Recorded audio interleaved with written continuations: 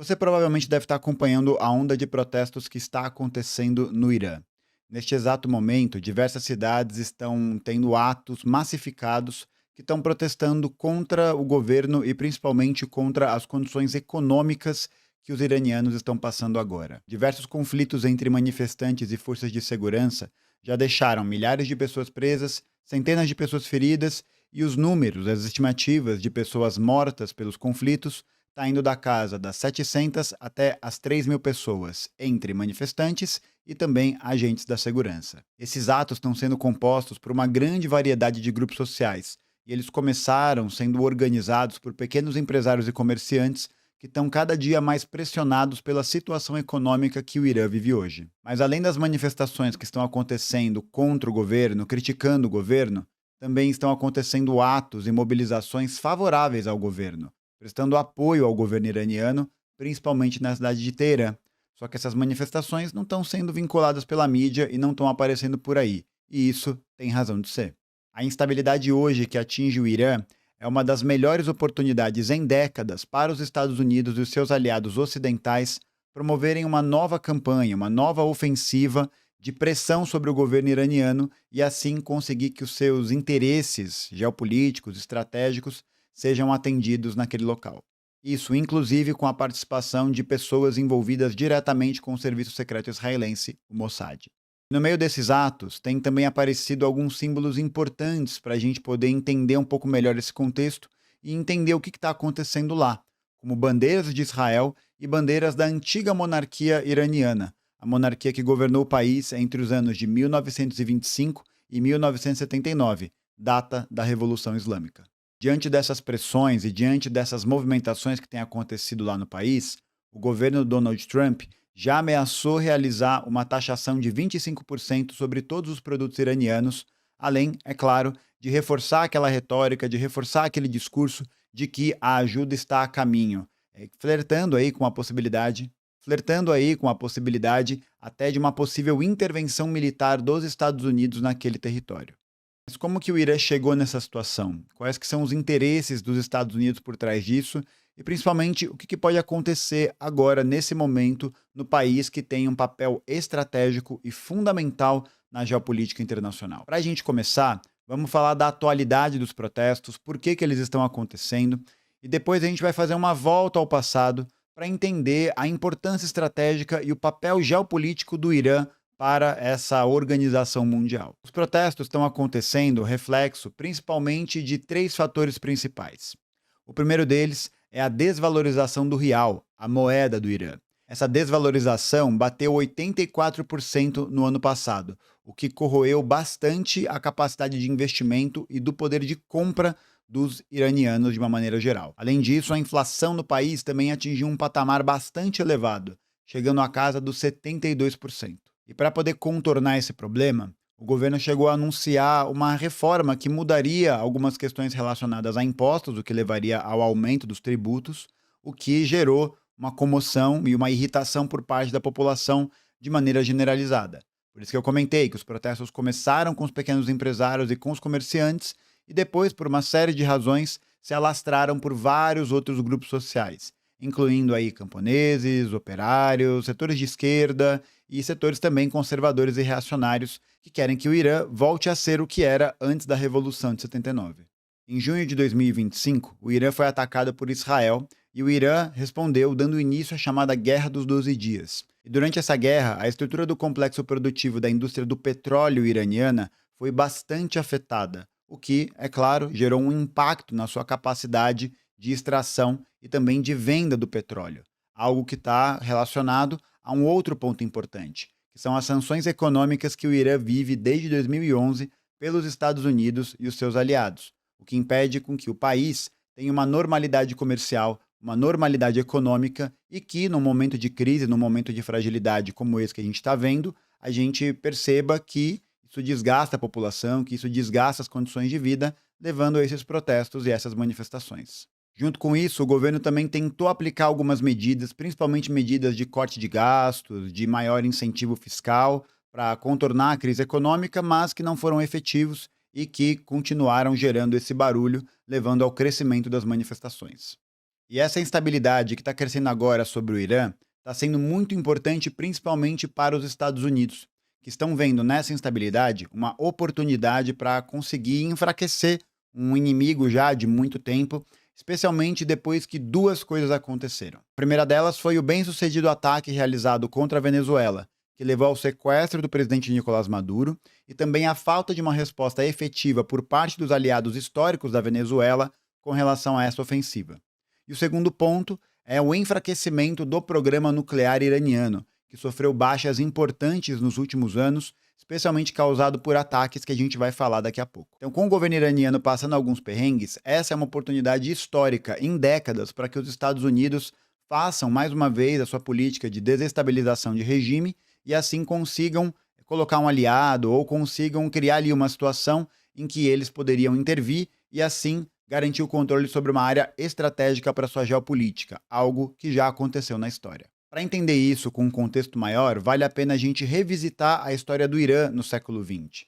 Isso porque a intervenção que os Estados Unidos está ameaçando de fazer não é inédita, ela já aconteceu. Então, conhecer o passado desse país para compreender o presente dele é fundamental, porque a gente vai ver que isso que está acontecendo não é nenhuma novidade. Para a gente falar dessa história, a gente vai falar basicamente da história do Irã no século XX. Porque se a gente fosse abordar toda a história do Irã, desde a época do Império Sassânida, do Império Persa até os dias de hoje, a gente ia ficar dias e dias aqui falando. Então, vamos analisar um contexto de uma maneira mais geral. Em primeiro lugar, o Irã era uma monarquia com características de poder absoluto até o ano de 1905, quando acontece uma revolução constitucionalista no país que vai impor limites ao poder do rei e que vai durar até o ano de 1911. Só que em 1921, um golpe de Estado apoiado pelo Império Britânico vai ser realizado por um coronel que era conhecido como Reza Khan. Esse coronel, que inclusive havia lutado do lado do Exército Branco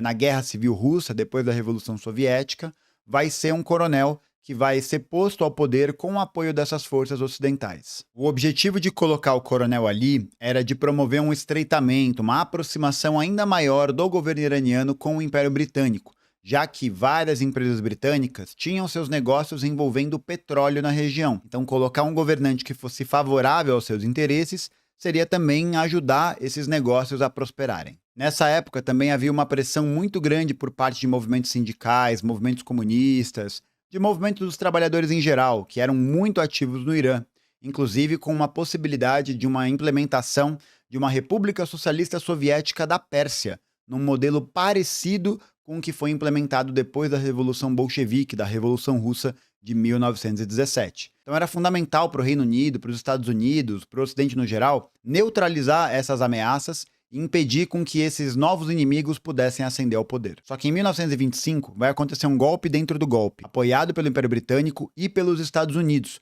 para colocar o Reza Khan, o coronel que havia liderado o golpe de 1921, para ser o monarca do país. Então ele vai reassumir essa posição com o título de Shah, né, que se escreve com X, e que vai receber, né, que vai iniciar uma dinastia que vai ficar conhecida como Dinastia Pahlavi, a dinastia que vai governar o Irã entre os anos de 1925 e 1979, o ano da Revolução Islâmica.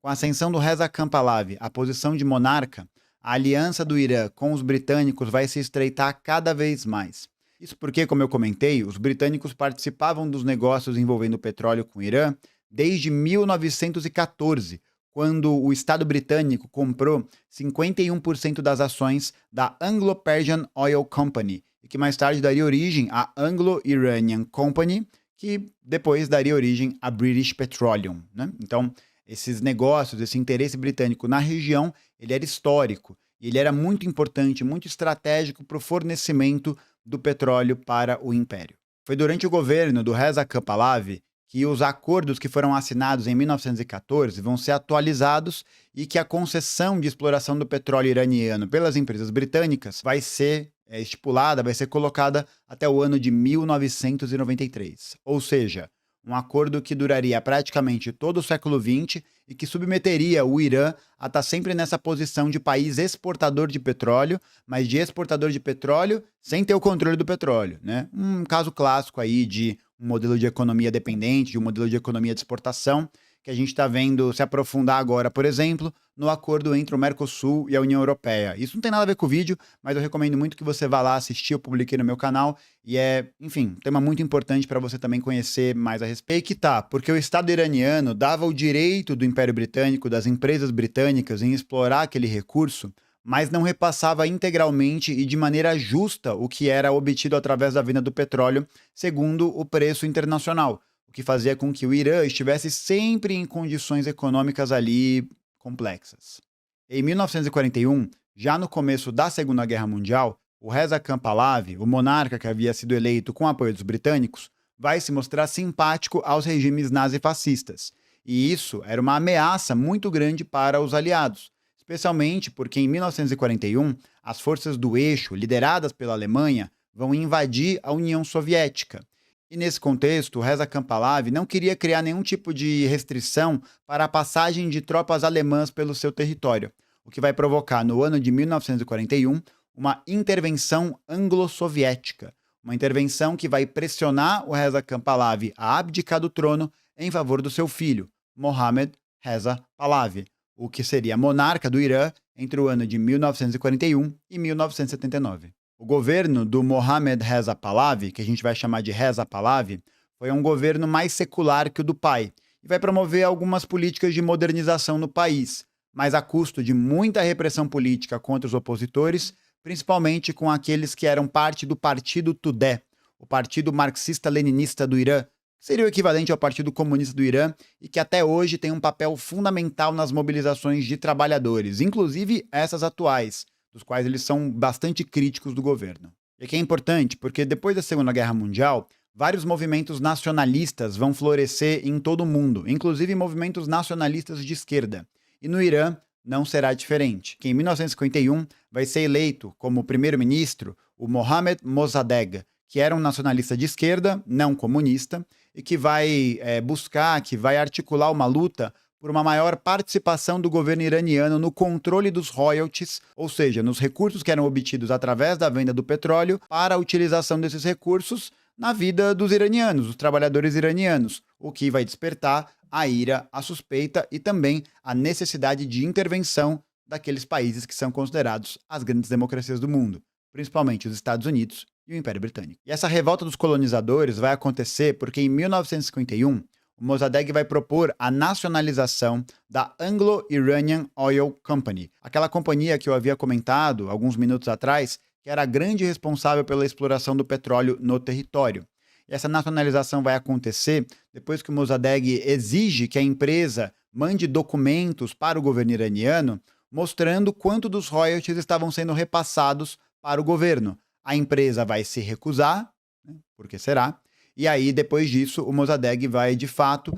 criar uma grande campanha nacional para a nacionalização da companhia. E na esteira desses acontecimentos, o Tudeh, o Partido Marxista-Leninista do Irã, e o movimento de massas dos trabalhadores, dos sindicatos, de esquerda daquela época, estavam crescendo muito no Irã e começavam a apresentar uma ameaça cada vez maior. Porque vale lembrar aí que depois de 1945, o mundo o ocidental, né, ou pelo menos as áreas de influência do Ocidente, vão passar a ser articulados e organizados por uma doutrina geopolítica que é conhecida como doutrina Truman, por causa do Harry Truman, presidente dos Estados Unidos no finalzinho da Segunda Guerra, e que vai ter como principal alicerce, como principal base, o combate aos movimentos comunistas, o combate ao movimento dos trabalhadores. E isso vai provocar intervenções internacionais em diversos lugares, não só no Irã, mas na Itália, na Grécia, em países da Europa que ficaram do lado ocidental da Cortina de Ferro, na América Latina, em várias localidades, justamente para evitar que esses movimentos ganhassem força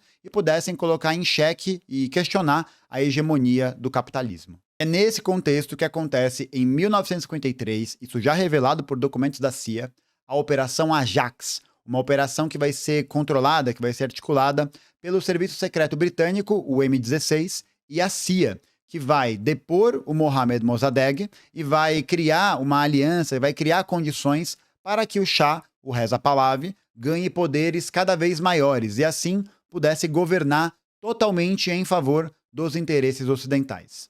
Os documentos revelados pela CIA mostram que a agência secreta se utilizou de várias táticas para poder desestabilizar o país por dentro, como operações de bandeira falsa, Protestos, propaganda, suborno, sabotagem e outras coisas que a gente está vendo acontecerem exatamente agora, porque existem diversos registros e diversos relatos de infiltrados nas manifestações que têm provocado o caos, e aí as forças de segurança iraniana respondem a esse caos, e aí a indignação moral coletiva no mundo é gerada, promovendo, portanto, o desgaste cada vez maior do regime. Entre o ano de 53 e 79, a situação interna do país vai piorar consideravelmente, principalmente porque o governo do Reza Pahlavi vai passar a atuar totalmente em favor dos interesses britânicos e dos Estados Unidos. E nessa esteira também, vários movimentos islâmicos começam a crescer com cada vez mais força, especialmente nas áreas interioranas do país, especialmente nas áreas rurais, em que essas lideranças religiosas tinham uma participação e uma atuação maior do que nos grandes centros urbanos, como em Teherã, por exemplo. Em 1970, acontece uma coisa importante que a gente vai precisar lembrar daqui a pouco, quando a gente for falar do programa nuclear e das contradições atuais do Irã, porque o país vai assinar o Tratado de Não Proliferação Nuclear, um tratado que previa que os programas nucleares dos países poderiam existir, desde que para fins pacíficos, para fins energéticos. Então, nessa época, se utilizando principalmente de maquinário e equipamentos cedidos pelo Ocidente, cedidos pelos Estados Unidos, o programa iraniano é iniciado em 1967 e não tem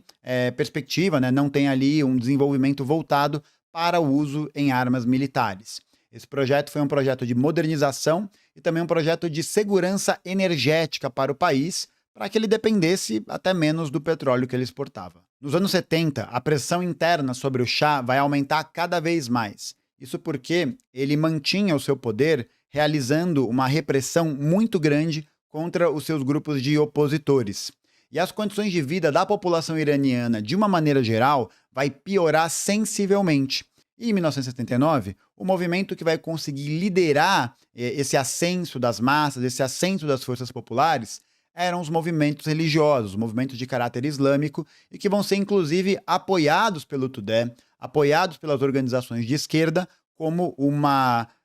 ofensiva, né, como uma tentativa de focar na perspectiva nacionalista contra o imperialismo e, assim, mais tarde, organizar o movimento dos trabalhadores através das bases. E é nesse cenário que acontece, em 79, a Revolução Islâmica, a revolução que vai ser liderada pelo Ayatollah Khomeini e que vai acabar levando o Shah Reza Pahlavi a fugir de avião para a Europa e que vai instalar agora uma mudança de governo, uma mudança de organização política do país, que vai passar por uma nova fase de elaboração constitucional e que vai instalar oficialmente uma república islâmica no Irã, o que faz do Irã oficialmente um país teocrático, o país cujas leis são principalmente guiadas por princípios de uma determinada religião. Mas aqui muita gente, às vezes, vê essa palavra, né, teocrático e tal, e principalmente por conta da atuação da mídia e dessa desinformação, fica achando que isso é uma parada terrível, né, alguma coisa que parece,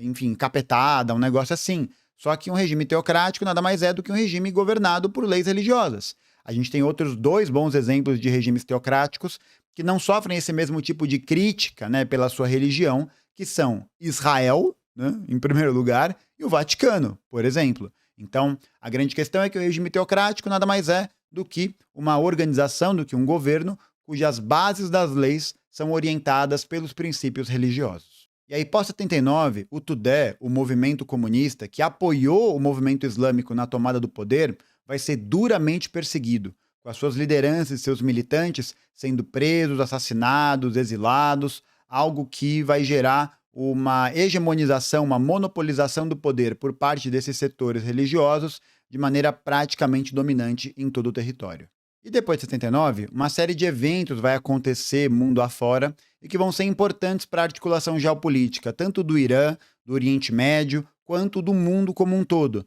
Só que se eu for falar de cada um deles agora, o vídeo vai ficar muito longo. Então, eu proponho que a gente fale sobre isso num outro momento, para a gente, por exemplo, estudar a guerra do Irã e do Iraque, o apoio dos Estados Unidos ao Saddam Hussein. Os Estados Unidos já apoiaram Saddam Hussein. E, enfim, num outro momento, num outro vídeo, se você quiser ver um material sobre isso, coloca aqui embaixo nos comentários. O fato é que depois da Revolução Islâmica, o país se tornou uma pedra no sapato do Ocidente, porque ele não estava diretamente alinhado com os interesses capitalistas, imperialistas que existiam até aquele momento. E isso vai gerar um problema muito grande, principalmente para os Estados Unidos, que vem desde aquela época realizando assédios, realizando difamações pela mídia e tudo isso que está tentando criar um clima de instabilidade e de deslegitimação do regime. Então, depois de 79, o país conseguiu consolidar uma força política organizada e unificada.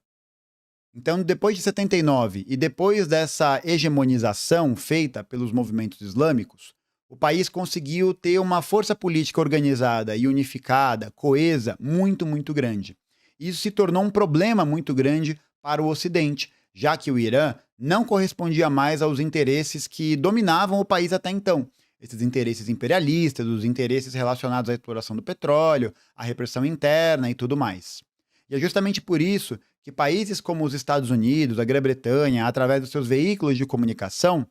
fazem constantes processos de assédio e de difamação contra o Irã, como, por exemplo, no caso da guerra do Irã e do Iraque, que eu comentei agora há pouco, mas também pela motivação ideológica, como, por exemplo, a notícia já falada que as mulheres são reprimidas no Irã por conta das leis islâmicas e tal, e que você não vê esse mesmo tipo de preocupação moral, esse mesmo tipo de preocupação humanística, né, quando a gente fala, por exemplo, sobre a Arábia Saudita, ou quando a gente fala, por exemplo, sobre os palestinos em Israel. Mas isso, novamente, é um tema que a gente vai abordar num outro momento. Mas para você que tem interesse e curiosidade, eu recomendo que você vá procurar a história dos protestos de 2022, que aconteceram depois que uma iraniana foi presa pela Polícia dos Costumes e que manifestações massivas tomaram conta do país e que surtiram resultados, porque a Polícia dos Costumes foi descontinuada e, assim, houve uma maior flexibilização com relação ao respeito dos direitos às mulheres no Irã. Uma série de manifestações populares que foram ouvidas pelo governo, muito diferente do que acontece nos assim ditos países livres, como os Estados Unidos, a França, a Inglaterra ou até mesmo o Brasil. E um ponto crucial, fundamental nessa história é com relação ao programa nuclear iraniano. Isso porque há muitos anos, há décadas, a mídia e o governo dos Estados Unidos vem dizendo que o Irã está desenvolvendo armas nucleares, que está utilizando do seu enriquecimento de urânio, de plutônio. Eu não manjo dessa parte, né? Então não sei se tem enriquecimento de plutônio, mas que ele está usando esses artifícios para desenvolver armas e assim ameaçar seus aliados. E que, portanto, seria fundamental que os Estados Unidos e as suas forças de apoio pudessem levar a liberdade, a democracia para o país. Igualzinho eles fizeram no Iraque com Saddam Hussein e que a gente viu no que deu, né? E é nesse ponto que é muito importante, porque quanto mais esse discurso vai sendo proferido e utilizado como argumento, mais você vai produzindo, no sentido global geral, um sentimento de indignação moral e que poderia levar a uma intervenção militar no país, justamente porque quem não quer democracia, paz e liberdade, né? Nesses termos genéricos, nesses termos abstratos. Então isso é utilizado como uma ferramenta ideológica, como uma ferramenta de guerra, para que os Estados Unidos possam ter um campo, né, de atuação, uma validação para uma invasão militar. Mas aqui tem alguns elementos curiosos para a gente analisar, especialmente quando a gente observa a atuação discursiva dos Estados Unidos nessa grande defesa da democracia e da liberdade. Como, por exemplo, o fato de que os Estados Unidos saíram do Tratado de Não Proliferação Nuclear em 2015 e que o seu principal aliado regional no Oriente Médio, Israel, é um país que abertamente tem a posse de armas nucleares e não é signatário do Tratado de Não Proliferação Nuclear. Só que você não vê ninguém falando sobre isso, justamente porque, né, você vai falar do cara que é seu inimigo e não daquele que é seu aliado. Para além desse discurso que funciona como um fermento ideológico e das sanções econômicas que o Irã recebe desde 2011, outros fatores importantes passaram a existir aqui e que ajudam a gente a ver o tamanho da gravidade dessa situação e por que os Estados Unidos estão avançando com mais afinco, estão avançando com um caráter mais ofensivo nesse momento, que foram os recentes ataques realizados contra as Forças Armadas iranianas e contra o programa nuclear iraniano. Em abril de 2021, o principal complexo do programa nuclear iraniano, em Natanz, foi atacado e sofreu um blackout e uma sabotagem que prejudicou a zona de enriquecimento nuclear. Em junho de 2021 e 2022, um novo ataque foi realizado contra a cidade de Karaj, onde se fabricam os principais componentes da indústria nuclear iraniana, o que vai inclusive levar o governo iraniano a transferir essa fábrica, esse complexo, para a cidade de Isfahan. Acho que é assim que fala, Isfahan. No mesmo ano, aconteceu um ataque com um drone israelense em Isfahan e que o governo iraniano alegou que esse ataque foi realizado para que as forças militares israelenses conhecessem ali o complexo, como uma operação de vigilância para ter consciência sobre como que aquele complexo está organizado. Essas sabotagens todas também sofreram um grande processo de acirramento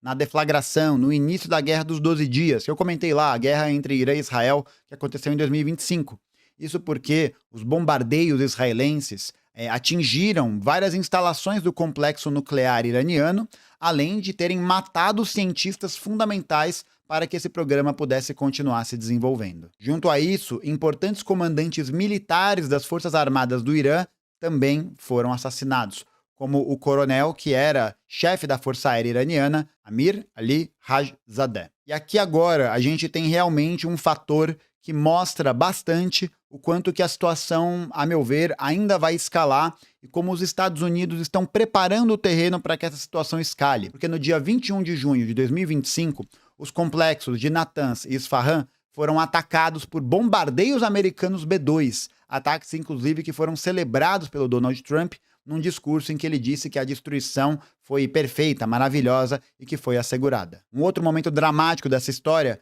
foi o assassinato do coronel Hassan Sayyad Kodai, um cara que tinha um status, que tinha ali um reconhecimento da população iraniana muito, muito grande, especialmente pelas Forças Armadas. E isso vai causar um grande impacto no moral das pessoas. E se atribui esse ataque, esse assassinato, a uma operação do Mossad, o serviço secreto israelense. Além de ataques ao programa nuclear e ataques contra pessoas-chave do programa nuclear e militares chaves desse contexto, ataques cibernéticos, similares ao que aconteceram na Venezuela, também foram realizados contra o Irã, especialmente num caso específico em que, em 2023, 70% das estações de petróleo do Irã foram desoperacionalizadas por um ataque cibernético, além de um ataque ao Bank Sepah, que retiraram 90 milhões de dólares de criptomoedas do controle desse banco. E lembrando aí, o Irã é um país sancionado. Para ele realizar negócios com outros países, para ele acumular divisas, é algo muito complicado. Então, qualquer ataque à estrutura econômica do país é também um processo de garroteamento, de enforcamento da sua própria capacidade de financiamento e de defesa. Algo que vai gerar instabilidade, algo que vai gerar problemas econômicos, que vai gerar consequências que a população, de uma maneira geral, vai sentir. E isso é expresso pelas manifestações que nós estamos acompanhando nas últimas semanas. E é nesse ponto hoje que os Estados Unidos mostram qual que tem sido o seu papel e qual que tem sido sua atuação no país. Especialmente porque ele aproveita esses protestos justos, esses protestos que a população tem colocado contra problemas que o governo não está conseguindo resolver e que têm total legitimidade de acontecerem para passar o discurso de defensores da verdade, da moral, da liberdade e assim promover uma desestabilização interna cada vez maior, inclusive com o apoio de forças aliadas, como eu comentei, do Mossad, dos seus aliados ocidentais ali, e que estão aproveitando esse momento, principalmente depois que o ataque à Venezuela foi bem sucedido. E, a meu ver, vendo também que os aliados da Venezuela, especialmente a China e a Rússia, não tiveram uma resposta de defesa a esse ataque muito contundente, muito ali, assertiva. E isso permite com que os Estados Unidos olhem para essa situação como uma oportunidade de ofensiva. Ainda mais também porque os aliados locais, regionais ali do Irã, como as forças de resistência palestina, também sofreram duros golpes há mais de 2 anos por conta da guerra colonial que Israel tem empreendido contra a Palestina e que não sofreu e que não teve nenhum tipo de apoio